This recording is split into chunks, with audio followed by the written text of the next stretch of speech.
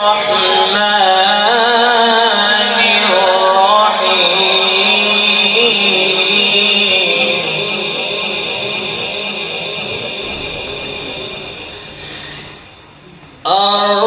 الرحمن علم القرآن خلق الإنسان علمه البيان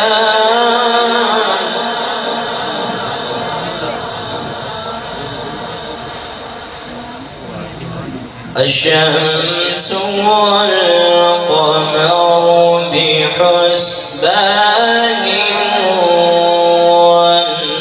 والنجم والشجر يسجدان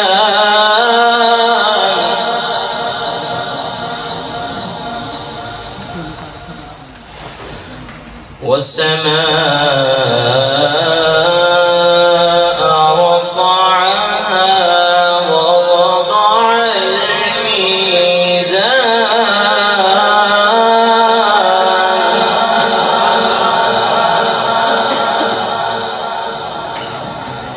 ألا تطغوا في الميزان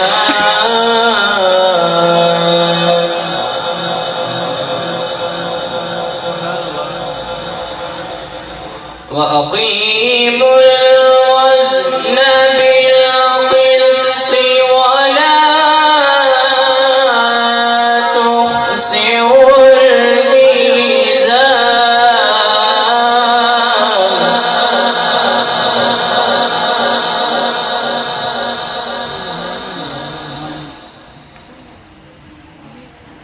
والأرض وضعها للأنام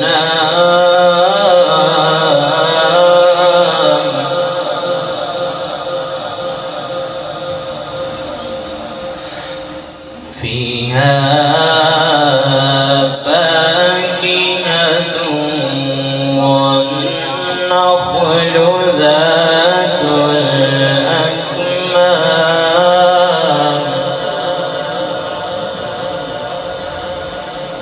والحب ذو العصف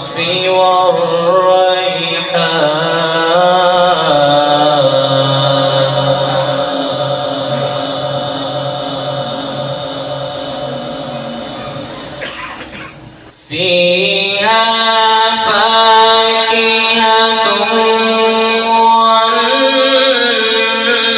والنخل ذات الأكمام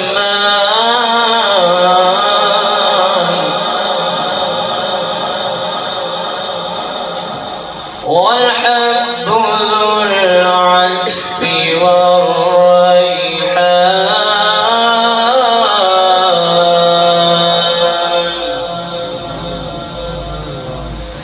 فبأي آلاء ربكما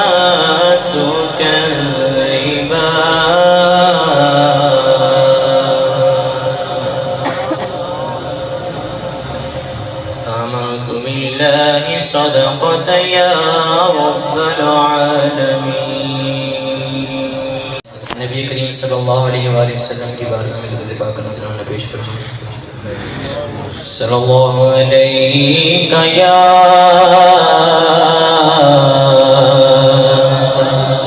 رسول اللہ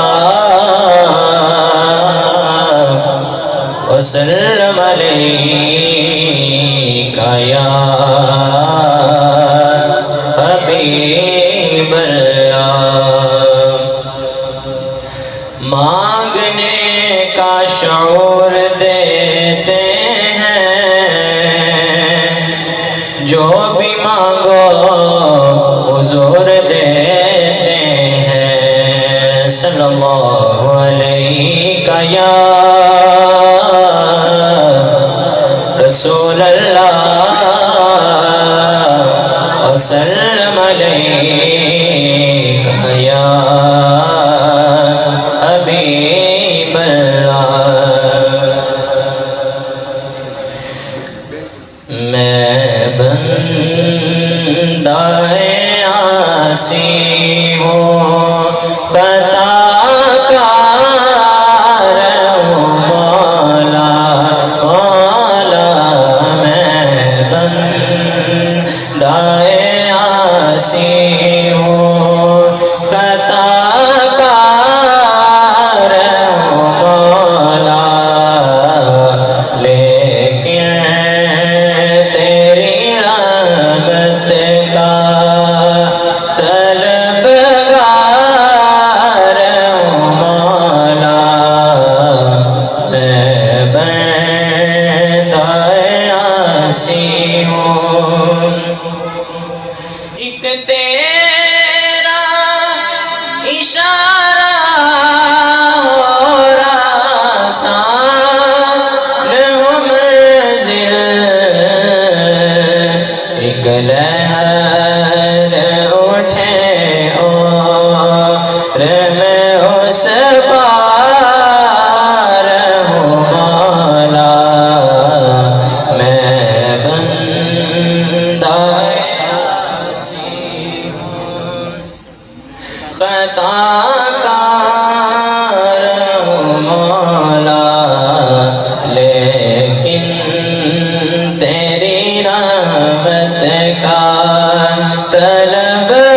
طلبگار ہوں مولا میں بندہ عاصی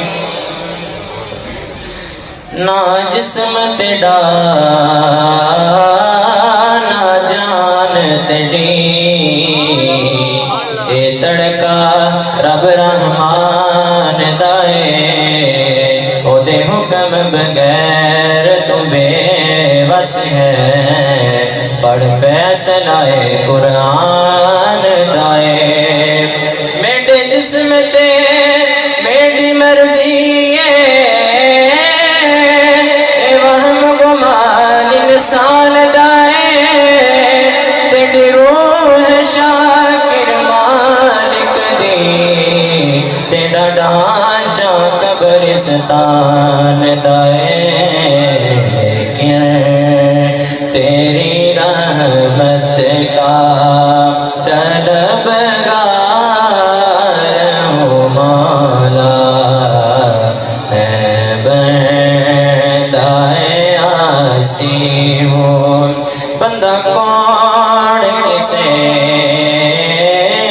نوکے دے سکدے ایک صرف دعا کر سکدے ہووے سجن تے سجن دے روب اندر ساری عمر وفا کر سکدے جے تو منگنا ہے تے اس رب کول منگ جڑا اثر عطا کر سکدے جڑا کھوہ چوں کڈ کے یوسف نو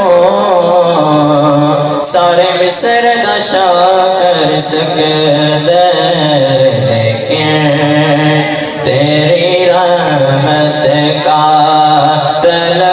طلبگار ہوں مولا مولا میں بندہ عاصی ہوں خطا کار ہوں مولا لیکن تیری رحمت کا طلبگار ہوں مولا میں بندہ وسلم علیک یا حبیب اللہ فلک کے ستاروں زمین کی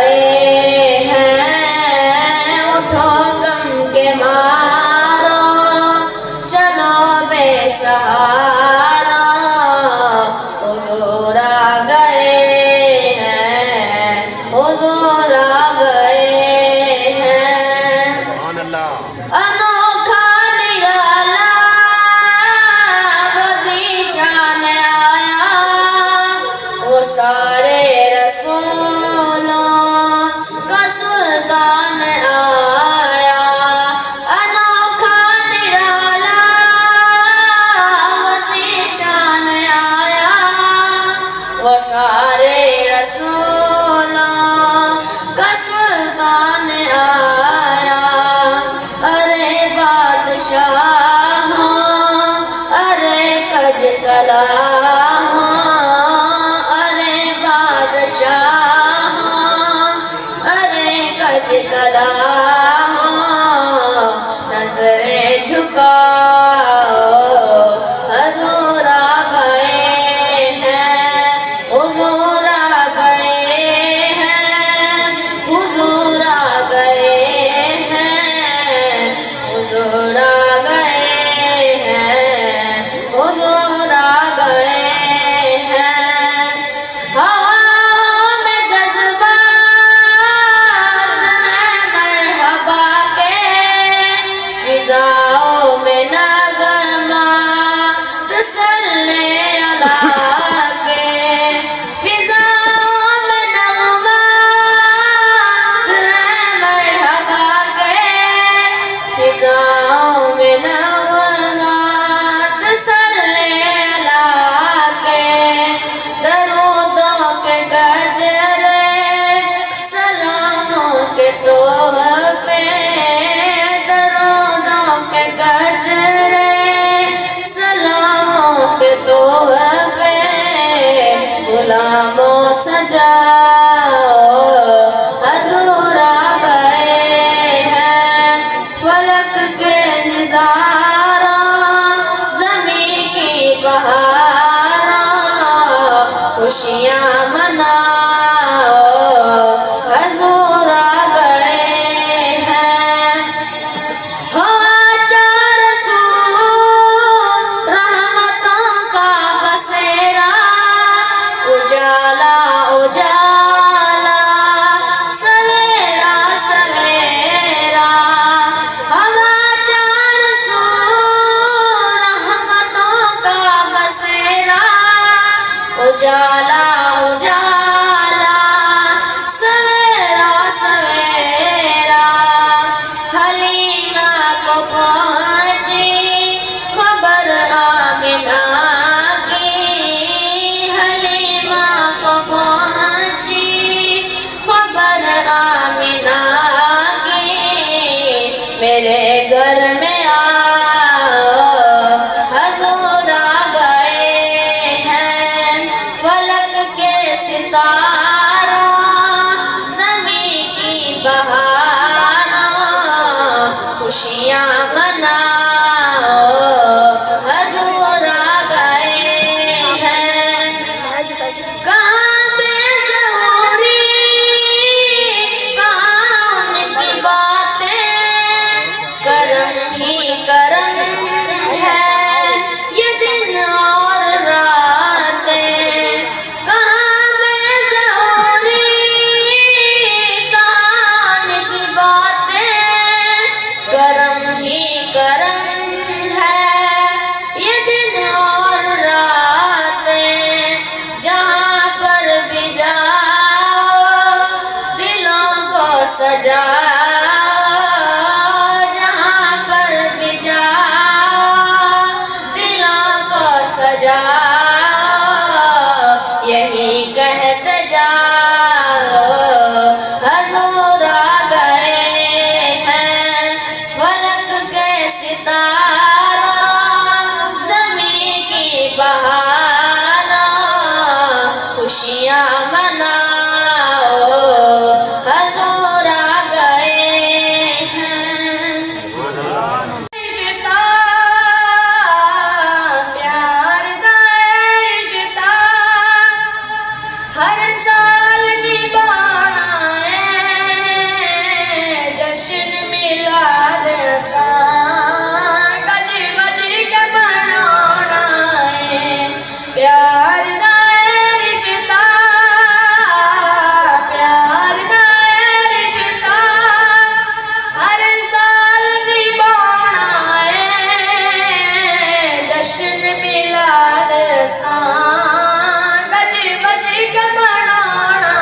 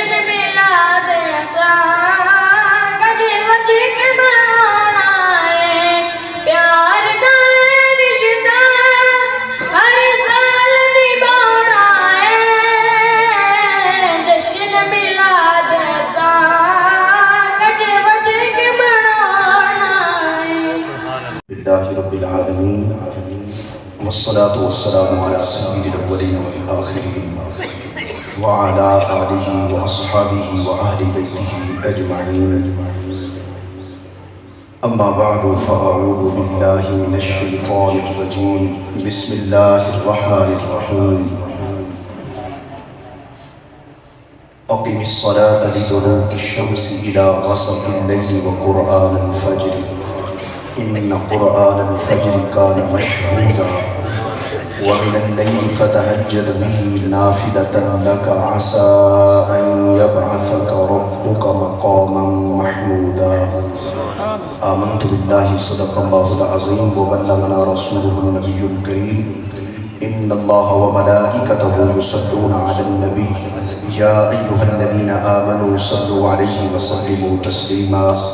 اللهم صل على سيدنا ومولانا محمد وعلى آل سيدنا وأصحاب سيدنا وأهل بيت سيدنا ومولانا محمد وبارك وسلم. صلاة وسلاما عليك يا رسول الله وعلى آلك وأصحابك سيدي يا حبيب الله صلى الله عليه وآله وأصحابه وبارك وسلم. اللہ جل شانہ کی حمد و ثنا کے بعد نبی کریم رؤوف الرحیم تاجدار دو عالم صلی اللہ علیہ وسلم کی ذات و برکات پر انگنت لا تعداد درود و سلام کے بعد اللہ کریم کی بارگاہ میں دعا ہے اللہ جل شانہ ہم سب کی حاضری کو اور مل بیٹھنے کو اپنی بارگاہ میں قبول فرمائے. رب ذوالجلال جتنے مہمان تشریف لائے قریب سے تشریف لائے دور سے تشریف لائے اللہ ان سب کو جزائے خیر عطا فرمائے. جتنے قراء حضرات تشریف لائے علماء حضرات تشریف لائے حفاظ تشریف لائے نعت خوانان حضرات تشریف لائے پیران گرامی قدر تشریف لائے پیری طریقت حضرت محترم المقام جن کے متعلق آپ پہلے ہی سماعت فرما رہے تھے پیر حکیم مسعود الہی صاحب دامت برکاتہ العالیہ ان کے خلیفہ مجاز بھی یہاں تشریف فرما ہے. اللہ رب العزت اپنی بارگاہ سے ہر ایک کو اجر عظیم عطا فرمائے دارین کی سعادتیں عطا فرمائے اور مجھ طالب علم کو قرآن مجید فرقان حمید اور احادیث نبویہ سے چند باتیں اور چند پیغامات آپ تک پہنچانے کی توفیق عطا فرمائے.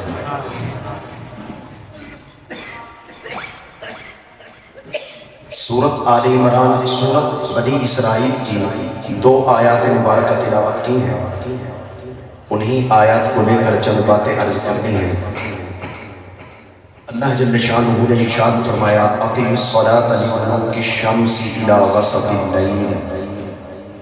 اے حبیب صلی اللہ علیہ وسلم آپ نماز قائم فرمائیں سورج کے ڈھلنے سے لے کر رات کی تاریکی کے چھا جانے وقرآن الفجر اور فجر کے قرآن کو قائم کیجئے. بے شک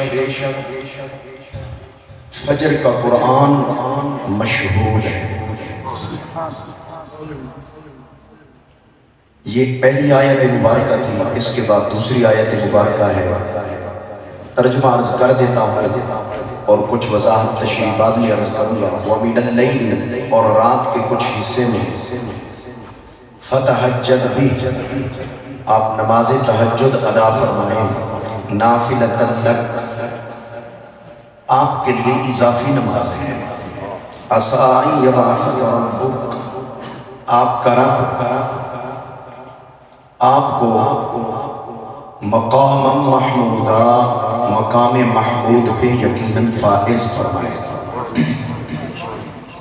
پہلی آیت میں اللہ جل شانہ نے 5 نمازوں کا ذکر فرمایا. وہ کس طرح سورج ڈھلنے سے نماز قائم فرمائیں. جب سورج ڈھلتا ہے نماز ظہر کا وقت ہو جاتا ہے. سورج ڈھلا نماز ظہر کا وقت شروع ہو گیا. سورج کا ڈھلنا چلتا رہتا ہے، وہ ڈھلتا رہتا ہے، ڈھلتا رہتا ہے، اس کا دلوک ہوتا رہتا ہے. دلوک شمس یہ ایک سفر جاری رہتا ہے. مزید ڈھلتے ڈھلتے ایک موقع پہ جا کر عصر کا ٹائم بھی ہوتا ہے. عصر کا ٹائم بھی دلوک شمس میں ہی ہوتا ہے. مزید ڈھلتے ڈھلتے جب مکمل سورج ڈھل جاتا ہے تو نماز مغرب کا وقت ہوتا ہے. سورج مکمل جب ڈھلتا ہے تو اس وقت غروب ہو جاتا ہے. یہ غروب ہونا سورج کا مکمل ڈھل جاتا ہے. اس کے بعد اندھیرا شروع ہو جاتا ہے. جب اندھیرا شروع ہوتا ہے تو اندھیرا شروع ہوتا ہے نماز مغرب کا ٹائم. نماز مغرب اس کے بعد جب مکمل اندھیرا چھا جاتا ہے نماز عشاء کا وقت. تو یہ غسق اللیل ہے، رات کا اندھیرا آ جائے اور مکمل چھا جائے، یہ ہے نماز عشاء کا وقت. اب ترجمہ یہ بنے گا اور اس کا خلاصہ اس آیت مبارکہ کا یہ بنے گا: اے حبیب صلی اللہ علیہ وسلم، آپ نماز ظہر بھی قائم فرمائیں، نماز عصر بھی قائم فرمائیں، نماز مغرب بھی قائم فرمائیں، نماز عشاء بھی قائم فرمائیں. یہ طلوع شمس سے لے کر غسق اللیل تک کا کی جو کلمات طیبات ہیں، یہ اپنے اندر 4 نمازوں کے بیان کو اپنے ذہن میں لے رہے ہیں اور اس کو بیان کر رہے ہیں. 5ویں نماز ہے نماز فجر. نماز فجر کا ذکر اللہ رب العزت نے ایک خاص انداز میں فرمایا. اس میں قرآن کی تلاوت کا نام دیا، وقرآن الفجر، فجر کا قرآن. کیا مطلب فجر کی نماز میں جو قرآن پڑھا جاتا ہے، فرمایا اس کو قائم کیجیے. قرآن فجر کے قرآن کو قائم کرنا ہے، یعنی کہ اس کی تلاوت کرنا ہے. ان قرآن الفجر کان مشہودا، فجر کی نماز میں جو قرآن پڑھا جاتا ہے اس میں شہود کے معاملات ہوتے ہیں، اس میں حضور کے معاملات ہوتے ہیں. وہ کیا ہیں وہ میں عرض کرتا ہوں. اس آیت میں 5 نمازوں کا اللہ نے ذکر فرمایا ہے اور وہ اس انداز میں فرمایا ہے. اس میں حکم کس کو دیا ہے؟ اپنے حبیب کو. اس آیت میں امت کو حکم نہیں ہے، براہ راست سرکار عالم صلی اللہ علیہ وسلم کو حکم ہے. اگرچہ اس کے علاوہ اور آیات میں براہ راست امت کو بھی حکم دیا گیا. اس آیت میں خطاب کس سے ہے؟ نبی علیہ السلام سے. اللہ گفتگو کس سے فرما رہا ہے اس آیت میں؟ سرکار عالم صلی اللہ علیہ وسلم سے. اس میں ایک میسج تو یہ ہے، جب امت کا سربراہ نماز پڑھے گا اور نماز قائم فرمائے گا تو نیچے والے سربراہان کے لیے نماز کو چھوڑنے کی کسی طرح بھی گنجائش نہیں نکل سکتی. نہ کسی عالم کے لیے جائز ہے کہ نماز کو چھوڑے، فرض نماز کی بات عرض کر رہا ہوں. نہ کسی پیر صاحب سے اجازت ہے کہ وہ نماز کو چھوڑے، نہ کسی سیاست دان کے لیے بھی گنجائش ہے کہ وہ نماز کو چھوڑے. یہاں پر تو فرق ہی نہیں ہے. امیر ہے، غریب ہے، امام ہے، مقتدی ہے، پیر ہے، مرید ہے، عالم ہے، جاہل ہے، نماز پڑھنی ہوگی.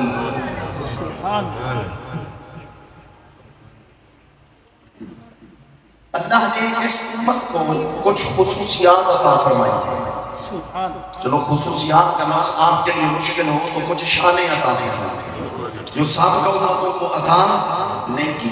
یہ 5 نمازوں کا گلدستہ اللہ نے اس امت کو عطا کیا ہے. سابقہ امتوں کے پاس 5 اکٹھی نمازیں نہیں تھیں. ایک. نمبر 2، ان کے پاس جماعت بھی نہیں تھی، جماعت بھی اللہ نے آپ کو دی. نمبر 3، آپ کی صف بندی فرشتوں کی صف بندی کے مطابق ہوتی ہے. جو صف بندی کا حکم دیا گیا ہے، ہمیں فرشتوں کی صفیں بنانے کی طرح صف بندی کا حکم دیا گیا ہے کہ صف آپ کی سیدھی ہونی چاہیے. صفو صفوفکم، اپنی صفیں سیدھی رکھا وتراصوا، اس کے درمیان میں خلا مت رکھیے، خلا کو پر کیجیے. اسی طرح ہی فرشتوں کے صفیں ہوا کرتی ہیں۔ جماعت جب اس امت کو دی، اور اس امت کی شان ہے یہ جماعت اور یہ خصوصیت ہے، تو اس میں 27 درجے بھی پھر رکھ دیے۔ جماعت سے نماز پڑھنے والوں کو 27 درجے بھی ملتے ہیں، اور یہ 27 درجے پتہ کیسے ہیں؟ یہ ایسے نہیں ہے جس طرح آپ سیڑھی دیکھتے ہیں، ایک درجہ، دوسرا، تیسرا، 14، 27، چھت پہ پہنچ گئے، 27 درجے پورے ہو گئے۔ جماعت میں جو 27 درجے اللہ عطا فرماتا ہے، یہ درجے سیڑھیوں والے نہیں ہیں۔ حدیث میں جب درجات کا ذکر آتا ہے نا، آپ درود پر جو احادیث طیبہ ہیں، درود پاک کے فضائل کا بھی، جب بندہ ایک مرتبہ درود پڑھتا ہے تو اس میں ایک فضیلت یہ آتی ہے، اللہ 10 درجے بلند کرتا ہے۔ یہ باتیں آپ نے سنی ہوئی۔ اسی طرح ایک حدیث کے اندر ان درجوں کی وضاحت کی گئی ہے کہ درجہ کتنا ہوتا ہے۔ ایک درجہ کتنا بڑا ہوتا ہے؟ زمین سے لے کر آسمان تک کے 500 سال کی مسافت ہے، ایک درجہ اتنا ہوتا ہے۔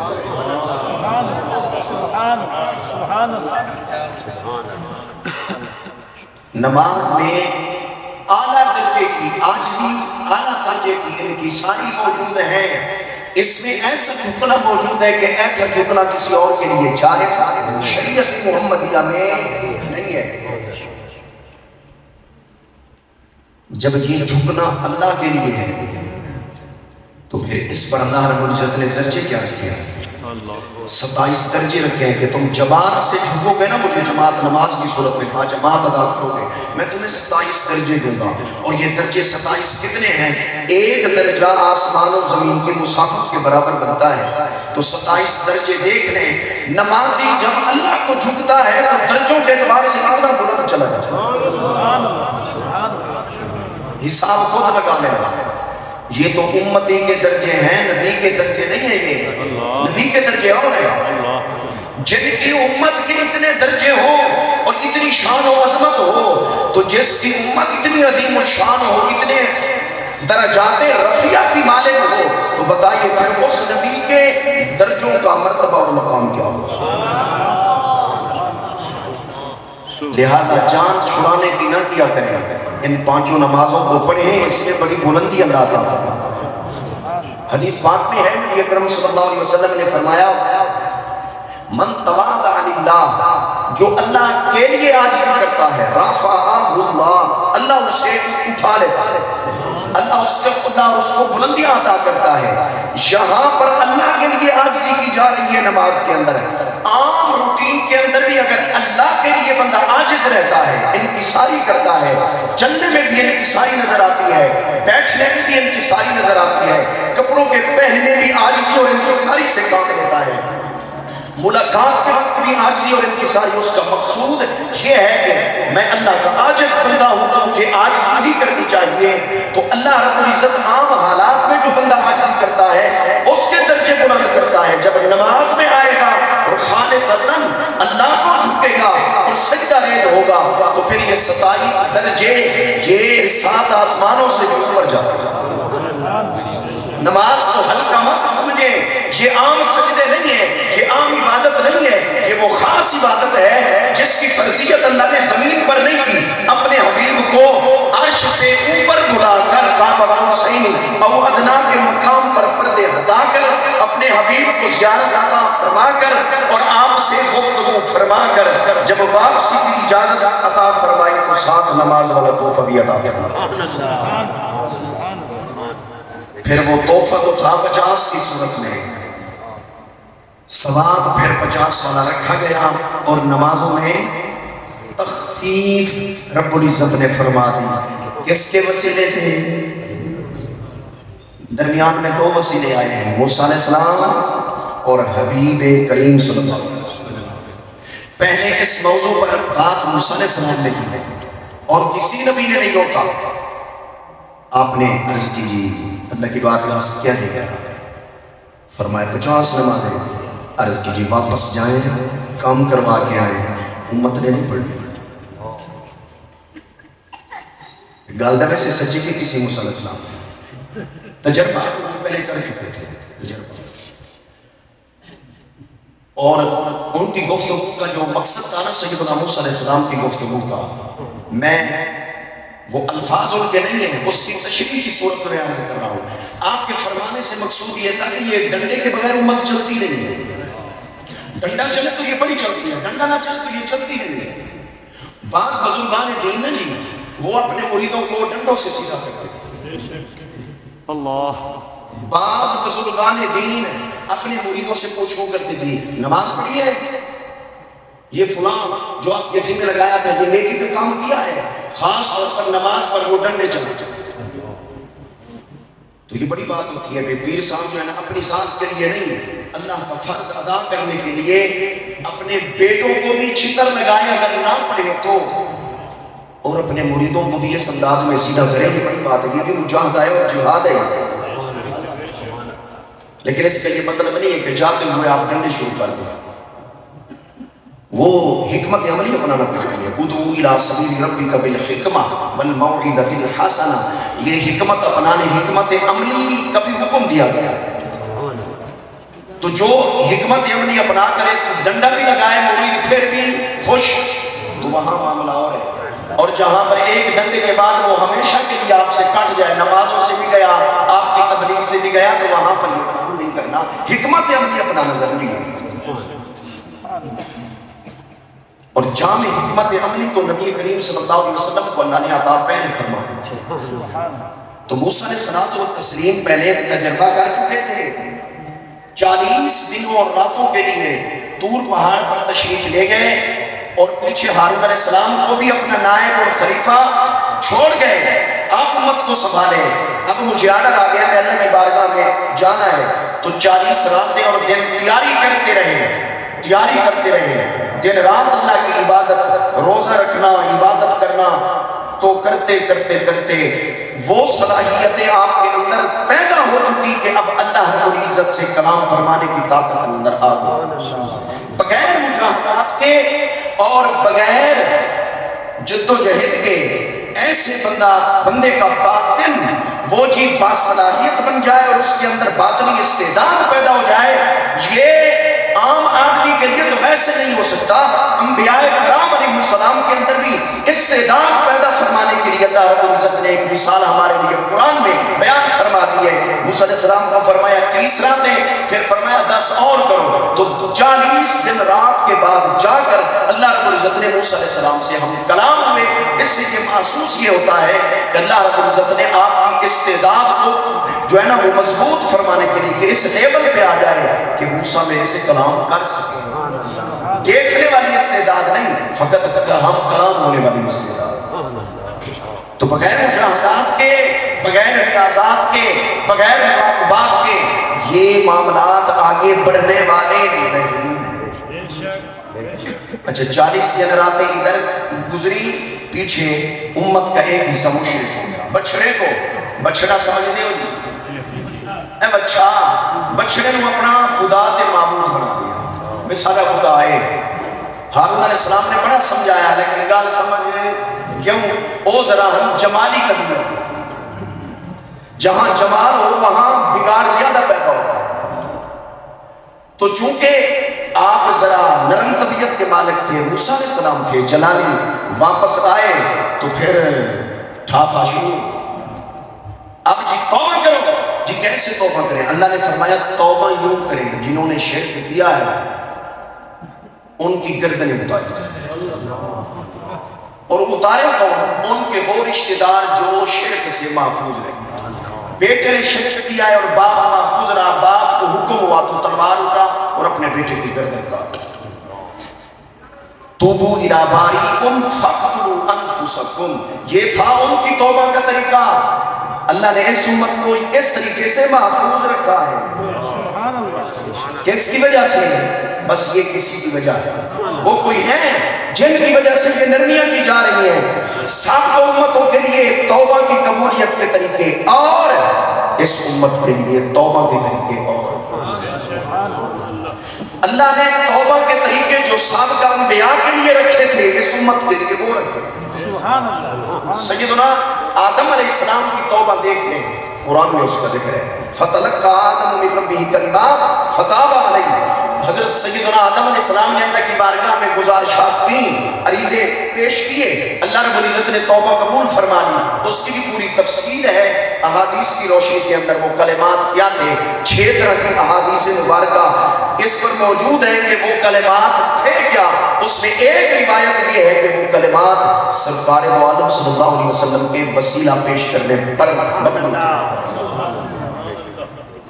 انبیاء کی توبہ کا یہ طریقہ تھا، اس امت کو اللہ نے وہی طریقہ عطا فرمایا. یہ نرمی، یہ شفقت، یہ تخفیف سرکار دو عالم صلی اللہ علیہ وسلم کی وجہ سے. ہزاروں سر کٹے، عرض کی موسیٰ علیہ السلام نے مولا کریم اب شفقت فرما دے. ہزاروں گردنیں کٹنے کے بعد اللہ نے فرمایا جن کی گردنیں کٹ گئی میں ان کو شہید قرار دوں اور جو رہ گئے ان کو میں معاف کرتا ہوں.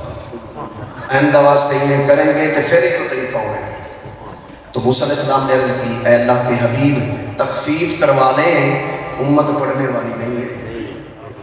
اپنی امت کو دیکھ کر انہوں نے یہ بات کی. سرکار دو عالم صلی اللہ علیہ وسلم کتنی مرتبہ گئے؟ 9 مرتبہ. کتنی نمازیں معاف کروائی؟ اچھا پریشانی حضور کو تھی یا امت کی تھی؟ نبی علیہ السلام نہیں پڑھ سکتے تھے 50 نمازیں؟ نہیں. اللہ رب العزت فرماتا میرے حبیب 1000 نمازیں آپ نے پڑھنی، آپ نے تو 1000 بھی پڑھنی تھی.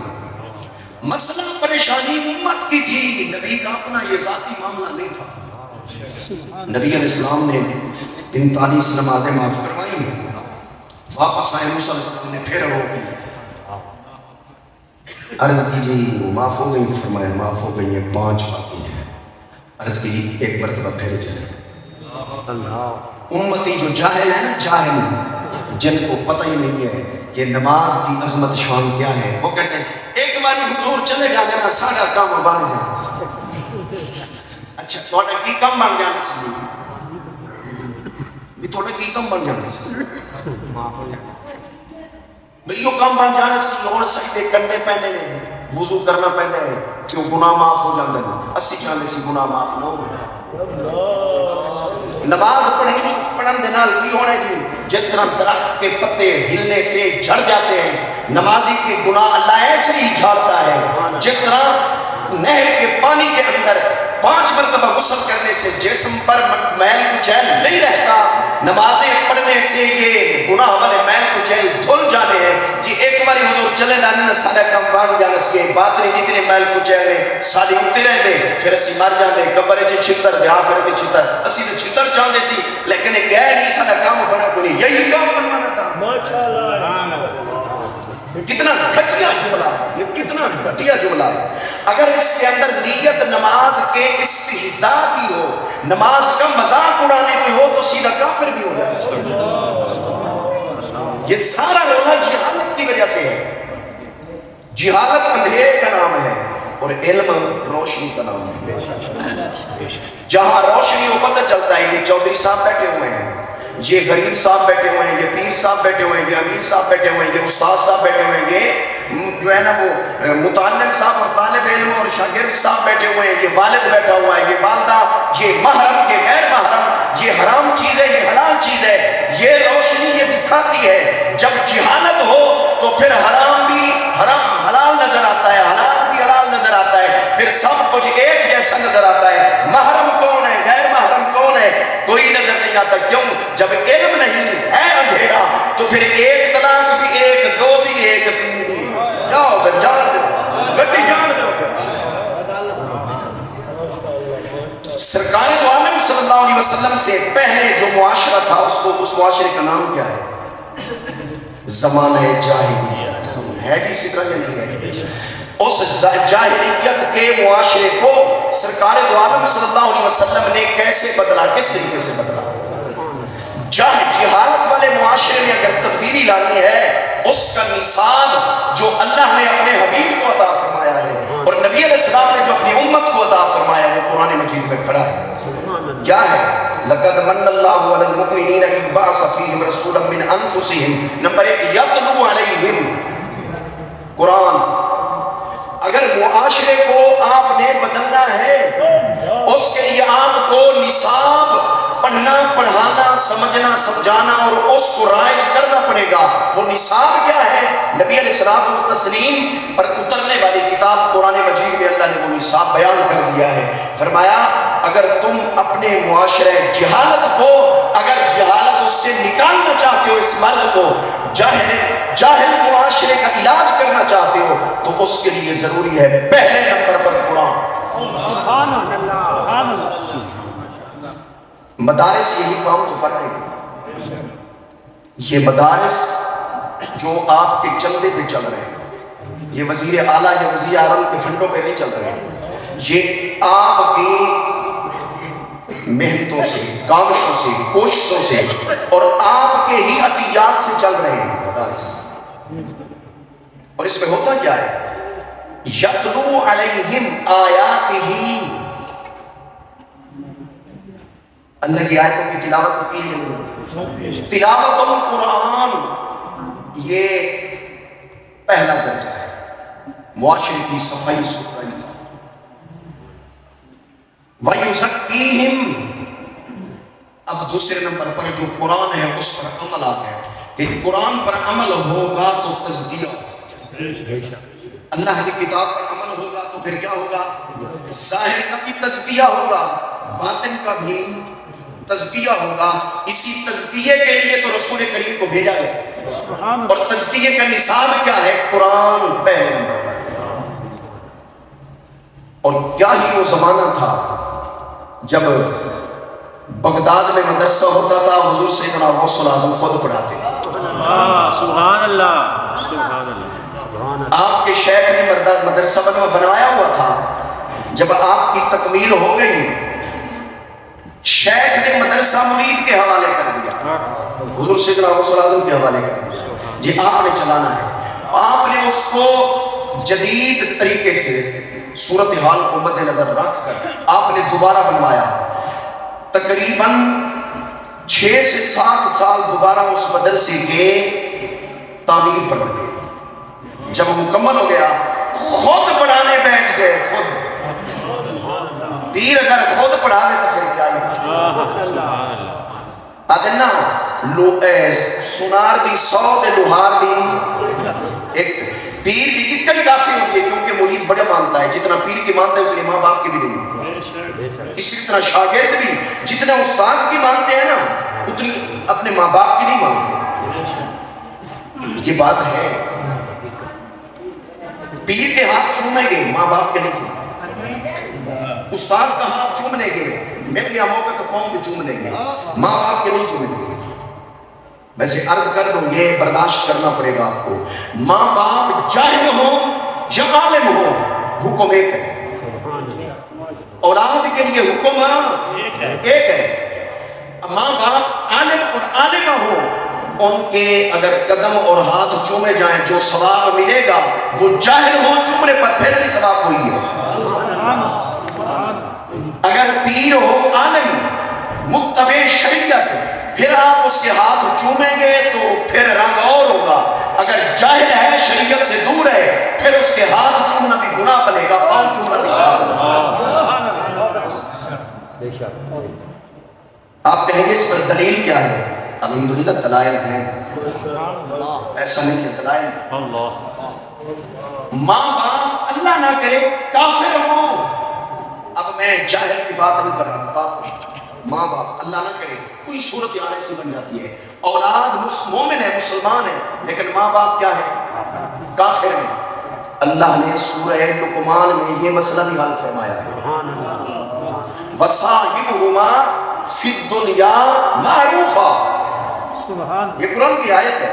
فرمایا اولاد دنیا کے اندر معاملہ، دنیا آخرت کا معاملہ وہ معاملہ اللہ رب العزت کے سپرد ہے۔ آخرت میں فیصلے ہونے ہیں، شرک کے بھی ہونے ہیں، کفر کے بھی ہونے ہیں، ایمان پر اور کفر پر فیصلے ہونے ہیں، تو دنیا کے اندر فرمایا تو نے والدین کے ساتھ کیا کرنا ہے؟ وَصَاحِبْهُمَا فِي الدُّنْيَا مَعْرُوفًا، فرمایا والدین اگر مجھے نہیں مانتے، مجرم کافر ہیں، تو تیرے لیے حکم یہ ہے کہ تو نے ان کے ساتھ حسن سلوک ہی کرنا ہے، تو نے ان کی خدمت ہی کرنی ہے۔ کیوں؟ اس لیے کہ تیرے تو ماں باپ ہیں نا، تیری تو انہوں نے خدمت کی ہے نا، تیری تو گندگی انہوں نے صاف کی ہے، تجھے تو دھویا ہے، تجھے تو پالا ہے نا، یہ حق کبھی بھی ختم نہیں ہو سکتا، چاہے والدین کافر ہی ہوں۔ لیکن ادھر آ جائیے، اللہ نہ کرے، اللہ یہ مسائل سمجھانے کے لیے بات عرض کر رہا ہوں، اللہ نہ کرے، اللہ نہ کرے قرآن پڑھانے والا استاذ کافر ہو گئے،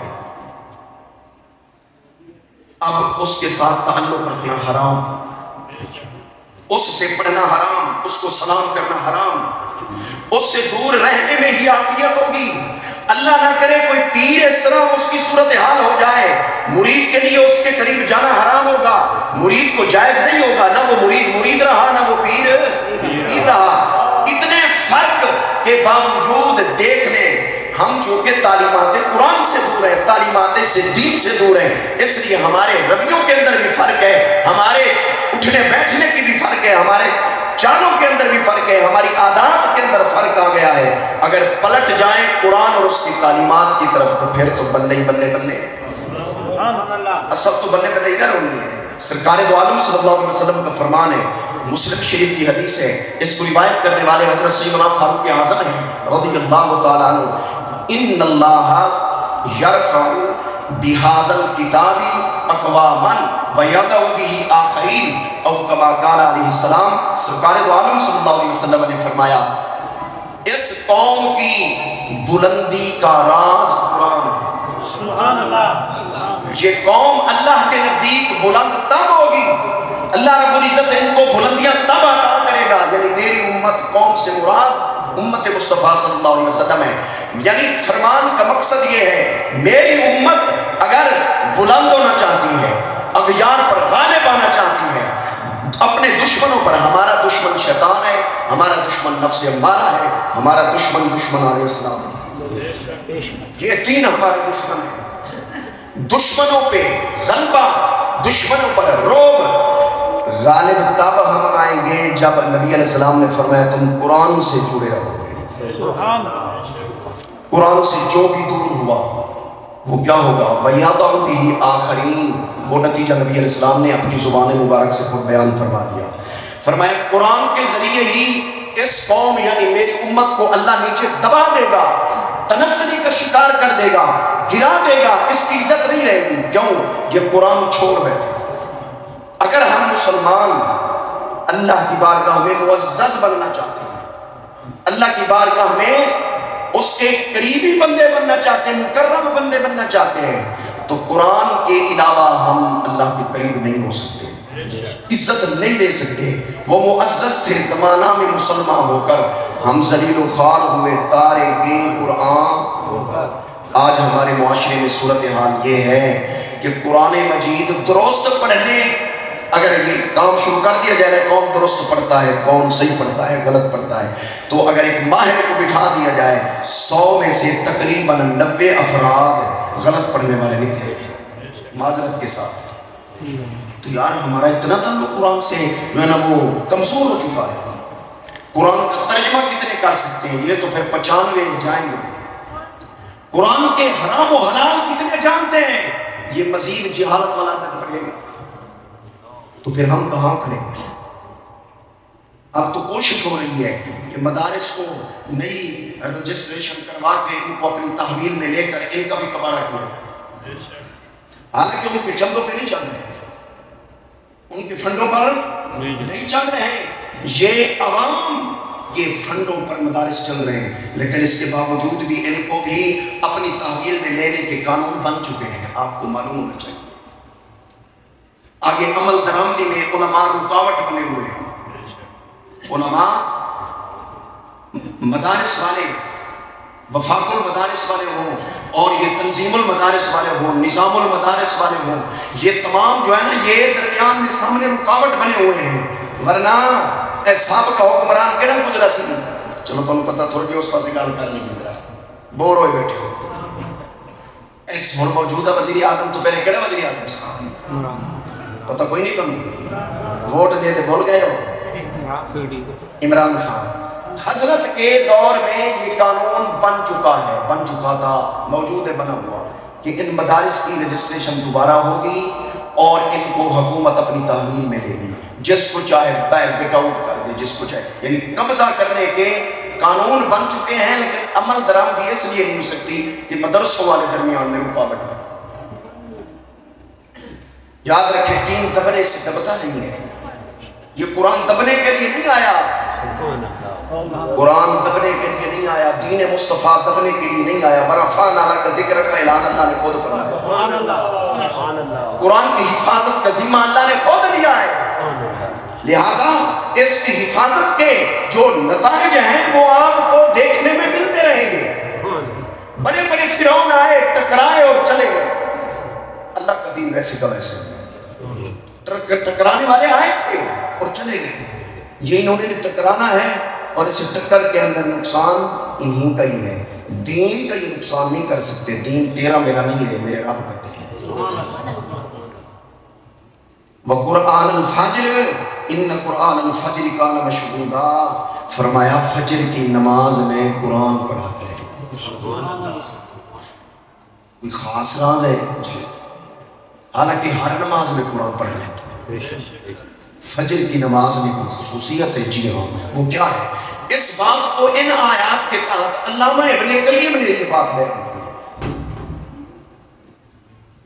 باقی مفسرین نے بھی لکھا ہے اس کے اوپر، لیکن اس نے جو انفرادی طور پر جو بات لکھی ہے میں وہ عرض کروں، کیونکہ جس نے لکھی ہے میں نے اس کا نام بتایا، اس کو دوسرے معنی کو بھی بڑا اچھا سمجھتے ہیں، علامہ ابن قیم کو۔ علامہ ابن قیم نے آیات کے تحت لکھا ہے کہ نبی علیہ السلام کی فرامین ہیں، انہوں نے پھر وہ حدیثیں کرنے درج کی ہیں۔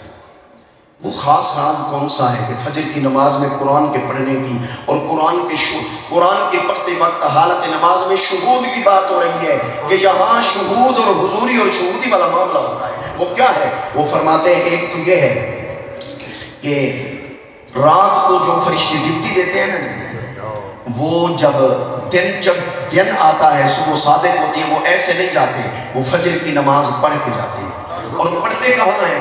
جس مسجد میں جماعت ہوتی ہے نا، اسی مسجد میں پھر وہ کیا کرتے ہیں؟ آتے ہیں آپ کے ساتھ، وہ جماعت سے نماز پڑھتے ہیں۔ ایک تو فرشتوں کا شہود ہوا، شہود کا معنی حاضر ہو، ایک تو فرشتوں کا شہود اور حضور ہوا، اور جو دن کو ڈیوٹی دینے والے ہوتے ہیں انہوں نے آنا ہوتا ہے، پھر وہ بھی ساتھ نماز پڑھ کے اپنی ڈیوٹیاں شروع کر دیتے ہیں، رات والے چلے جاتے ہیں۔ اسی طرح عصر کی نماز کے بارے میں بھی یہ ہے، لیکن قرآن مجید کی تلاوت اور اس کا شہود، انہوں نے کہا صبح کی نماز میں قرآن کی تلاوت اور اس میں شہود اور حضور کا ایک اور صورت بھی احادیث میں بیان کی گئی۔ وہ کیا ہے؟ وہ فرماتے ہیں نبی علیہ السلام کے فرامین موجود ہے کہ نبی علیہ السلام نے فرمایا اللہ رب العزت رات کا جو آخری تہائی حصہ ہوتا ہے نا، اس میں پہلے آسمان پر اپنی شان کے مطابق نزول اجلال فرماتا ہے، پہلے آسمان پر اپنی شان کے مطابق اس کا جو نزول ہے اور اس کی جو کیفیت ہے وہ مجہول ہے، وہ معلوم نہیں ہو سکتی، حالانکہ اللہ آنے جانے سے پاک ہے، اللہ آنے جانے سے اٹھنے بیٹھنے سے پاک ہے، وہ پاک ذات پہلے آسمان دنیا پر رات کے آخری حصے میں نزول اجلال فرماتی ہے، پھر اس کا یہ نزول صبح صادق اور بعض احادیث میں ہے نماز فجر تک برقرار ہے۔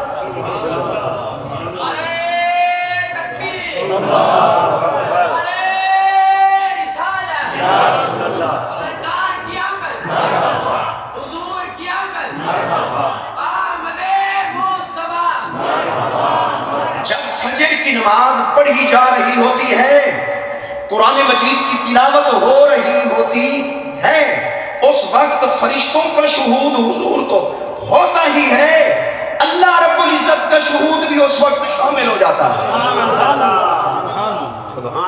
اور وہ شہود کب شروع ہوا تھا؟ رات کے آخری تہائی حصہ، اس میں جو نزول ہوا تھا اسی نزول میں شہود بھی موجود ہے، اسی میں حضور بھی موجود ہے، وہ حضوری اور وہ شہود ان قرآن الفجر کان مشہودا بے موجود۔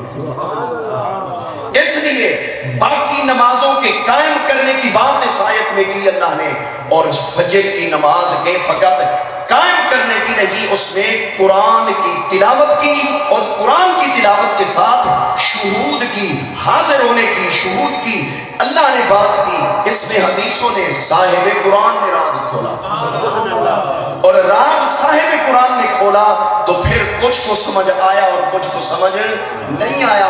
اگر سمجھ آ گیا تب بھی ٹھیک ہے، نہیں آیا تب بھی ٹھیک ہے، یہ حقیقت موجود ہے۔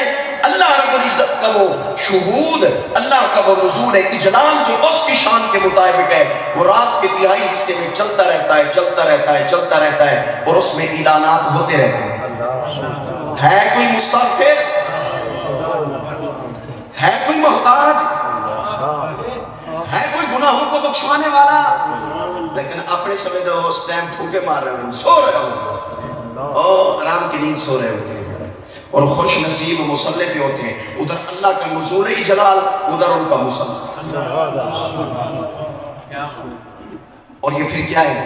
پھر یہ مصلی پر چل رہے ہیں، اللہ کا نزول اجلال اور اس کے اندر کے اعلانات، اور اللہ رب العزت کا خاص رحمت کا پیکج وہ بھی چل رہا ہے۔ ادھر اذان ہوتی ہے، وہ ابھی چل رہا ہے وہ پیکج اللہ کا، ادھر سے جماعت شروع ہوتی ہے، پھر قرآن کی تلاوت ہوتی ہے، اور قرآن اللہ کی صفت، قرآن کلام اللہ کی، وہ جو صاحب کلام ہے اس کا شہود اور ظہور بھی تشریف فرما ہوتا ہے اس وقت، اور یہ کیفیات ہوتی ہیں، یہ کسی کو سمجھ آئیں یا نہ آئیں، لیکن جو آیا کھڑا ہے نا جماعت کے اندر وہ محروم نہیں جاتا،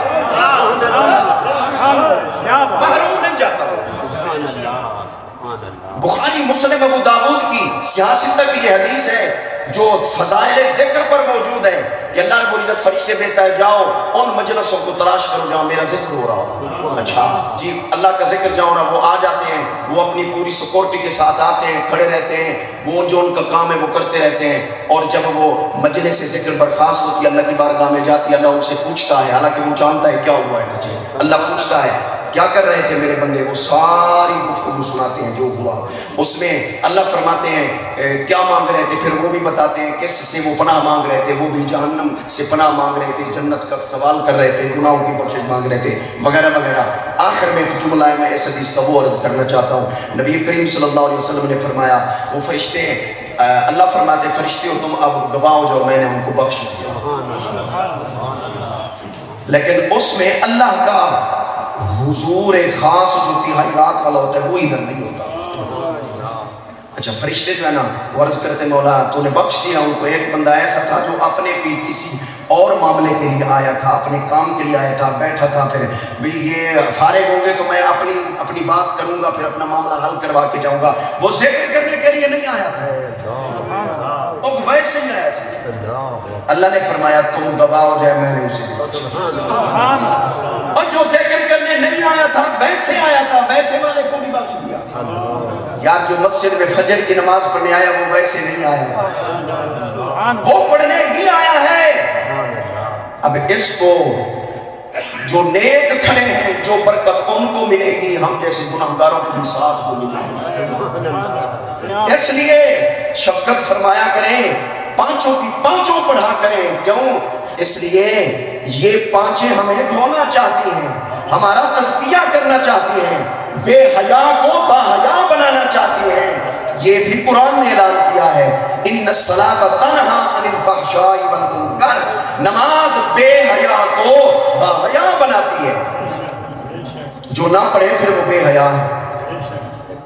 اگر خود باحیا بننا ہے تو پانچیں پڑھو، اور اپنے متوسلین کو باحیا بنانا ہے تو نمازی بناؤ، اور اگر نماز مؤثر صحیح طریقے سے پڑھی گئی اور اس کا اثر ہو گیا تو حضرت جی پھر آنکھ میں بھی حیا آئے گا، پھر تیرے کانوں میں بھی حیا آئے گا، پھر تیرا ظاہر بھی باحیا ہوگا، تیرا باطن بھی باحیا بن جائے گا۔ یہ نماز میں چھوٹا موٹا تحفہ کوئی نہیں، یہ بہت بڑا انعام ہے جو سرکار دو عالم صلی اللہ علیہ وسلم کے ذریعے سے ہم گناہگاروں کو عطا ہوا، اس کو ضائع مت کریں۔ نبی کریم قرآن مجید کی اس میں چونکہ بات آ گئی، ایک حدیث قرآن مجید کے لیے امام مسلم نے حضرت ابی بن کعب رضی اللہ عنہ سے یہ حدیث روایت کی ہے۔ نبی کریم صلی اللہ علیہ وسلم نے فرمایا، اے ابی بن کعب اللہ کی طرف سے میری طرف جبریل آ گئے، حکم لے کر آ گئے کہ انقرئ القرآن علی حرف، ایک طریقے سے اور ایک لغت پر، ایک قرات پر قرآن پڑھنے کی اجازت۔ نبی علیہ السلام فرماتے ہیں میں نے جبریل کو کہا واپس جاؤ اللہ کی بارگاہ میں عرض کرو میری امت ایک طریقے سے قرآن پڑھنے کی طاقت نہیں رکھتی، حبن علی امتی، میری امت پر آسانی کی جائے۔ اللہ نے حکم دیا ہے میرے حبیب انقرأہ علی حرفین، دو طریقوں سے اور دو قراتوں پر، دو لغتوں پر قرآن پڑھنے کی اجازت ہے۔ پھر دوبارہ نبی علیہ السلام نے فرمایا جبریل واپس جاؤ، میری امت ضعیف ہے، کمزور ہے، وہ اس کے لیے آسانی چاہیے۔ جبریل گئے، واپس آئے، اللہ رب العزت نے حکم دیا میرے حبیب کو جا کر بتا دو 3 طریقوں سے قرآن پڑھنے کی اجازت ہے۔ نبی علیہ السلام نے فرمایا جبریل واپس جا، یہ ابھی مشقت ہے، میری امت کمزور ہے، میری امت کے لیے آسانی چاہیے، اللہ تخفیف فرمائے۔ جبریل واپس گئے، دوبارہ آئے، اللہ نے فرمایا میرے حبیب کو جا کر کہو انقرأہ علی 7 احرف، 7 طریقوں سے قرآن پڑھنے کی اجازت ہے۔ انہیں قاری حضرات 7 قراتاں دینے، اہل عرب ان کو 7 لغات کہتے ہیں۔ نبی علیہ السلام نے 7 احرف کے لفظ استعمال فرمائے ہیں۔ 7 طریقوں سے قرآن پڑھنے کی اجازت یہ امت کے لیے آسانی ہے۔ اچھا تو قرآن اگر ایک طریقے سے پڑھنے کا جیسے حکم آیا تھا اور ٹک وہیں لگوا دیا جاتا اور 6 طریقے نہ دیے جاتے تو بڑی مشکل بنتی ہماری، قاریوں کے لیے بھی بڑی، ماہرین کے لیے مشکل بنتی، اور ہمارے جیسے جو عام ہیں ان کا تو اور مشکل معاملہ ہو جاتا۔ اللہ نے نماز میں جیسے آسانی عطا فرمائی ہے 50 سے 5، قرآن میں بھی پڑھنے میں اللہ نے آسانی عطا فرمائی ہے۔ اتنی آسانیاں حضور کی وجہ سے ہمیں ملے، پھر بھی ہم نافرمان رہے، پھر بھی ہم بے حیا رہے، پھر بھی ہم عیاش رہے، پھر بھی ہم فضول خرچیاں کریں، دین پر لگانے کی بجائے شیطان کے راہوں پر لگا رہے ہیں۔ یار ہمیں بھی تو کوئی وفادار امتی بننا چاہیے نا۔ سبحان اللہ، بے شک بے شک۔ نبی علیہ السلام فرماتے ہیں اللہ نے فرمایا میرے حبیب قرآن 7 لغات اور طریقوں پر پڑھنے کی اجازت ہے، اب تو نے 3 مرتبہ سوال کیا ہے میرے سے، میں اس کے بدلے میں 3 دعائیں بھی آپ کو عطا فرماؤں۔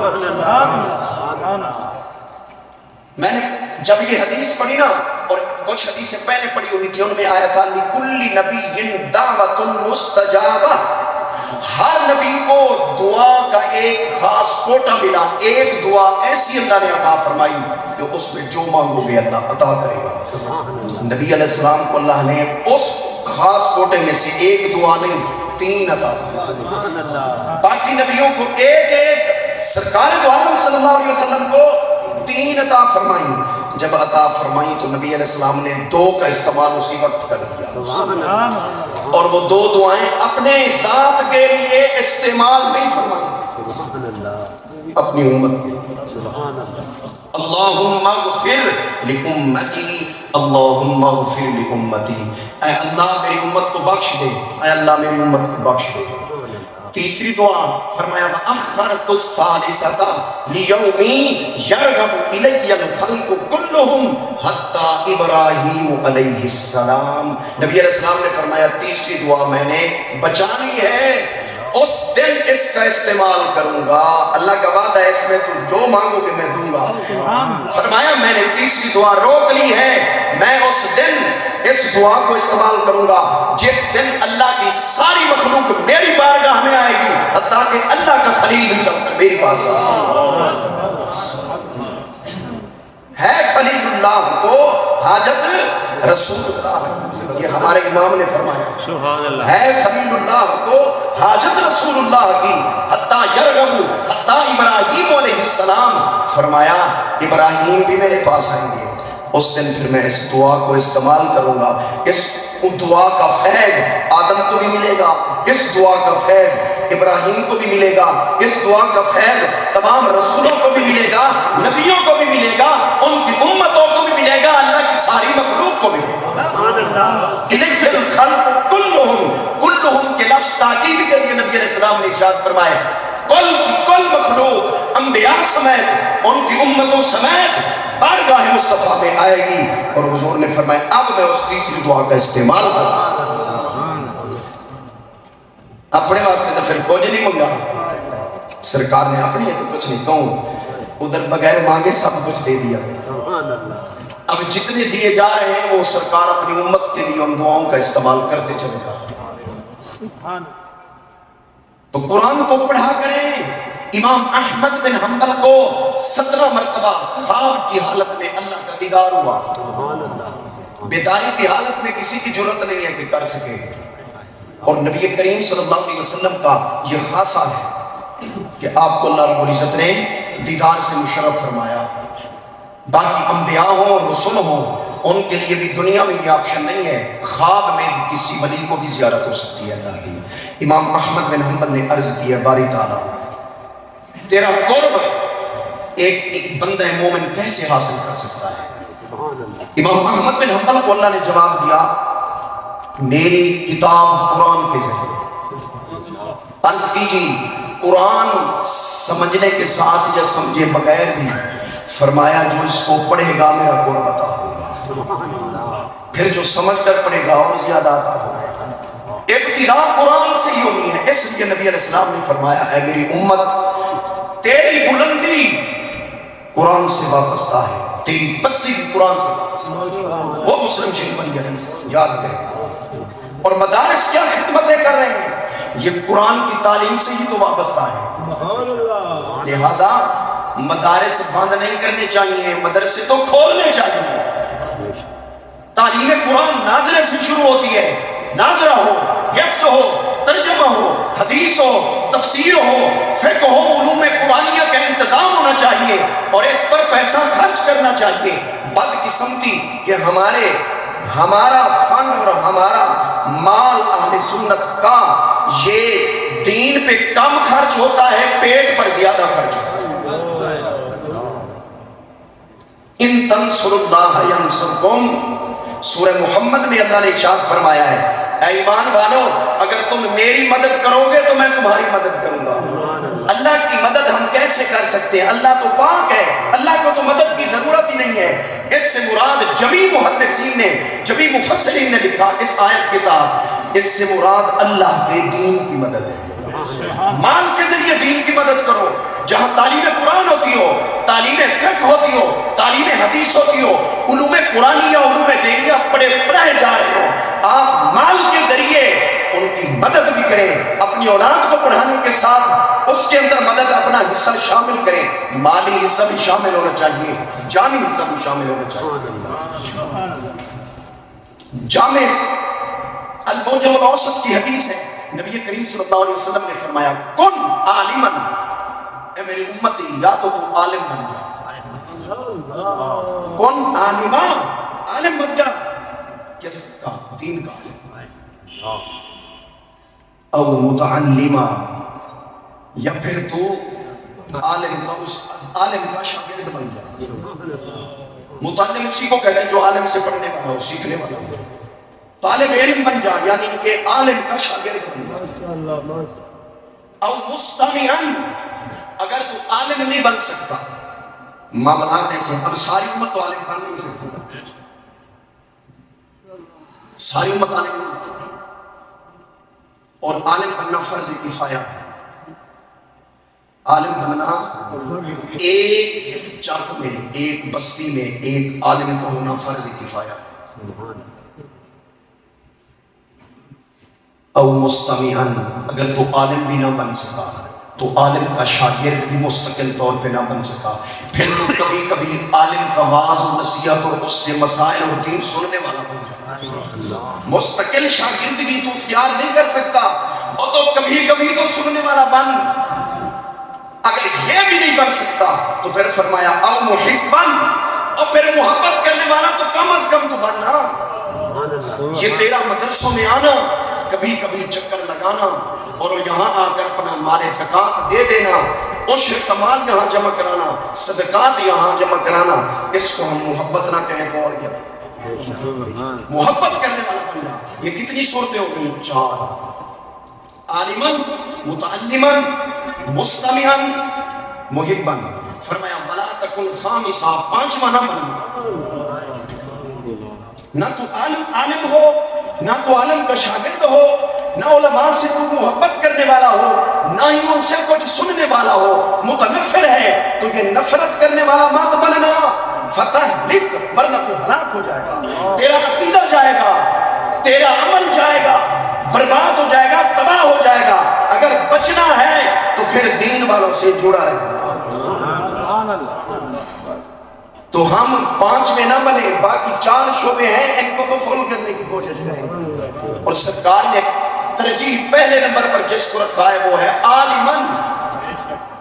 کیوں؟ اس لیے کہ عالم بھی ہو پھر فقیہ بھی ہو. تو پھر نبی علیہ السلام کا فرمان ہے فقیہ واحد اشد علی الشیطان من 1000 عابد. میری امت کا ایک فقیہ عالم, فقیہ عالم, عالم کے ساتھ فقیہ. فرمایا وہ 1000 عابد سے شیطان پہ بھاری ہے. شیطان کو 1000 عابد سے اتنا خطرہ نہیں ہے جتنا خطرہ ایک فقیہ عالم سے. یہ قدر نبی علیہ السلام نے اپنی امت کے علماء کی بیان دی. عالم پھر عالم ہو, عالم ہو کر جاہل نہ ہو. عالم بھی ہو اور پھر عمل بھی کرنے والا نہ ہو تو یہ عالم پھر عالم نہ ہوگا. العلم بلا عمل کجسد بلا روح. یہ ہمارے باپوں کا فرمان ہے, بزرگوں کا فرمان ہے, اولیاء کا فرمان ہے. علم بغیر عمل کے ایسے ہے جیسے جسم ہو اور اس کے اندر روح. ڈیڈ باڈی, علم کی ڈیڈ باڈی, کسی کھاتے کی نہیں. اس لیے نبی علیہ السلام دعا فرمایا کرتے تھے. کیا دعا فرمایا کرتے تھے؟ اے اللہ مجھے علم نافع عطا فرما. اللہ کی طرف سے جو نبی کو علم مل رہا ہے وہ تو ہوتا ہی نافع ہے. یہ امت کی تعلیم کے لیے علم نافع عطا فرما. علم نافع, نفع بخش علم عطا فرما. تو نفع بخش وہی ہوتا ہے جس پر عمل ہو. سیدنا امام احمد بن حنبل کے پاس جب طالب علم پڑھنے کے لیے آتے تو آپ دیکھتے کہ رات کو کوئی طالب علم تہجد پڑھتا ہے یا نہیں پڑھتا. اگر نہیں پڑھتا تو فرماتے تو حدیث پڑھنے کے قابل نہیں ہے, جا. اب تو ہم استاد بھی تہجد نہ پڑھے تو طالب علموں نے کہاں پڑھا؟ علم کے ساتھ جڑا رہے. عالم کی صورت میں, طالب علم کی صورت میں, محبت کرنے والوں کی صورت میں, کبھی کبھی سننے کی صورت میں. معذرت کے ساتھ ہماری بعض محافل میں پورا ایک درجن نعت خوانوں ہوتا ہے. سادے والے پاسے تک کا رواج ہے. جب تک ادھا درجن یا پورا درجن نعت خوانوں نہ بھگتے اس وقت تک قرآن کو ٹائم یا حدیث کو ٹائم نہیں دیتا. قرآن و سنت کے بیان کو ٹائم کب دیا جاتا ہے؟ قرآن کا بیان انتظار کرے ہر ایک درجن نعت خوانوں. لا حول ولا قوت الا باللہ. اگر اتنا ٹائم تم نے شعر و شاعری پر لگانا ہے, نعت خوانی پہ لگانا ہے, کیا نعت پڑھنا فرض ہے؟ یہ فرض عمل نہیں ہے, فرض نہیں ہے. ہمارے کسی امام فقیہ نے اس کو فرض نہیں کہا. پھر وہ نعت خوری نہ ہو, نعت خوانی. خطاب خوری نہ ہو, خطاب باقی خطاب ہو. قرآن و سنت کا باز ہو. خوری والا معاملہ بھی تو ساتھ ہوتا ہے نا. خوری سمجھتے ہیں اچھا ویسے تسی آپ کو کہ یہ نعت چنگے بھی نعت خانہ دے بارے بھی ہے, خطیبہ دے بارے طاقت دے گا نہ ہومن تو تسی بھی تو نہیں پتہ چل جائے کہ جلنگر سے گھر کوئی نہیں کہ 5-7 دے گا کوئی نہیں. آپ بھی گھر بیٹھے رہنے ہیں, دل کی چلی پڑھ دے رہنے ہیں, منہ سجا دے میں نہیں جانا چاہتا. اللہ رسول دے گا کوئی نہیں, پھر آپ کی کرنا. اچھا دین تب سننا ہے جب دے گو, نعت تب پڑھنی ہے کم از کم 40,000 ہو. اللہ کا دین تب سنانا ہے, قرآن تب سنانا ہے, حدیث رسول تب سنانی ہے جب 40-50 ہزار پہلے ایڈوانس ہو.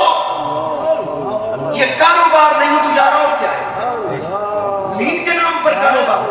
جو لے گا وہ جائز بن جائے گا. آخرت میں ثواب نہیں ہے, ثواب نہیں ہے آخرت کے اندر.